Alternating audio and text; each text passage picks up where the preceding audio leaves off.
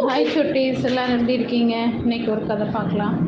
அடர்ந்த காட்டில் ஒரு அத்தி மரம் இருந்துச்சு. அந்த மரம் ரொம்ப அடர்த்தியாக இருந்துச்சு. அந்த மரத்தில் இருந்த பொந்து ஒன்றில் நாகம் ஒன்று வசிச்சு வந்துச்சு. மற்றொரு பொந்தில் கழுகு ஒன்று வசிச்சு வந்துச்சு. ரெண்டுமே ரொம்ப வயது முதிர்ந்தவை. வெளியே போய் உணவு தேட முடியாத நிலை. அதனால் அந்த மரத்தில் வசித்த மற்ற பறவைகள் தங்களுக்கு கிடைக்கிற உணவில் சிறு பங்கை தினமும் கொடுத்துட்டு வந்துச்சு.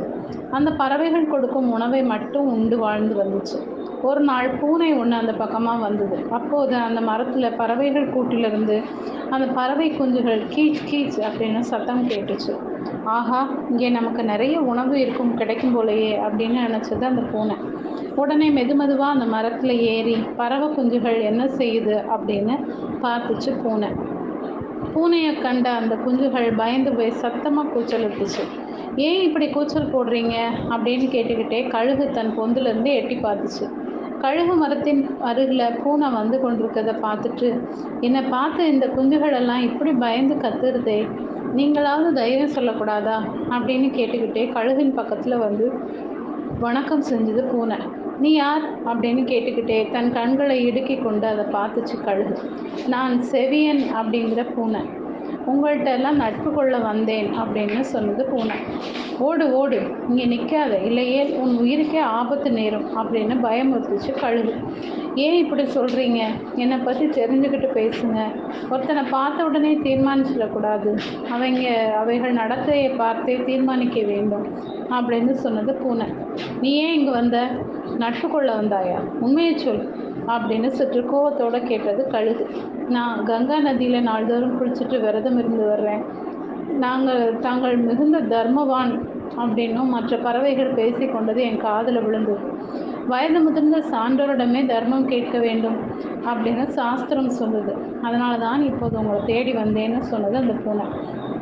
அது சரி, நீ மாமிச பிரியனாயிற்று, அதிலும் கொன்று சாப்பிட அஞ்ச மாட்டாயே அப்படின்னு கேட்டது கழுகு.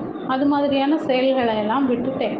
நான் காட்டில் உள்ள காய்கனி கிழங்குகளையே சாப்பிட்டு வர்றேன்னு சொன்னிச்சு பூனை. கழுகுக்கு அந்த பூனையின் மேலே நம்பிக்கை ஏற்பட்டுருச்சு.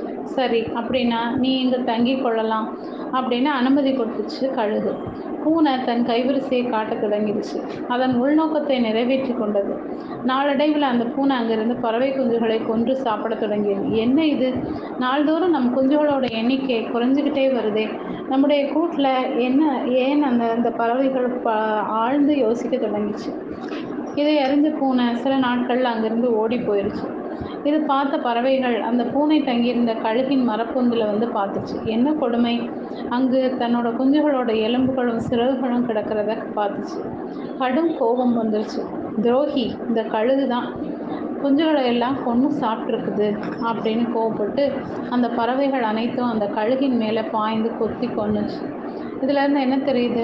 ஒருவரோட குணத்தை பற்றி தெரிந்து கொள்ளாமல் நட்பு கொள்ளக்கூடாது. ஓகே சுட்டீஸ், இந்த கதை பிடிச்சிருந்தா லைக் பண்ணுங்கள், சப்ஸ்கிரைப் பண்ணுங்கள், ஃப்ரெண்ட்ஸ் அண்ட் ஃபேமிலிக்கு ஷேர் பண்ணுங்கள். கூடவே இந்த பெல் ஐக்கானையும் கிளிக் பண்ண மறக்காதீங்க. பாய்.